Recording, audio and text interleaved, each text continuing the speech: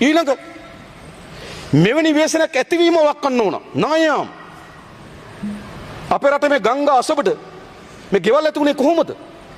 මේ කඳු මුදුන් වල මේ නිවස් ඇතුනේ කොහොමද? මොන ප්‍රාදේශ සභාවට අනුමැතිය දුන්නේ? මේවා හිම අනුමැතිය අවශ්‍යයි. ඊට පස්සේ MBR එකේ අනුමැතිය අවශ්‍යයි. ඒ කිසිදු අනුමැතිය කොහොමද මේවා ලැබුණේ? අද කඳු මුදුන් වල නිවස් කොට නැගලා තියෙනවා. ගංගා අසබඩ නිවස් කොට නැගලා තියෙනවා. පහුගිය කාලේ අපේ රටේ ට්‍රෙන්ඩ් එකක් ආවා. කන්දක් මුදුනේ ගෙයක් හදාගන්න එක. වැවක් අසබඩ නිවසක් හදාගන්න එක. ගඟක් අසබඩ නිවසක් හදාගන්න එක. ඒක නිකන් ධනවත්භාවයේ ලක්ෂණයක් වගේ එකක් ආවා. නිකන් ඒක තමයි නිකන් හරිද? මෙහෙම ට්‍රෙන්ඩ් එකක් ආවා. ඇවිල්ලා මුළු ගම් ඉවුරු යට වෙලා තියෙනවා. කඳු බර වෙලා තියෙනවා මේ වගේ. ඒ නිසා අපි මොකද කරන්නේ? අපි දැඩි නීති සම්පාදනය කරනවා. යලි ලංකාවේ වැව් තාවුළු විනාශ වෙලා තිබෙනවා.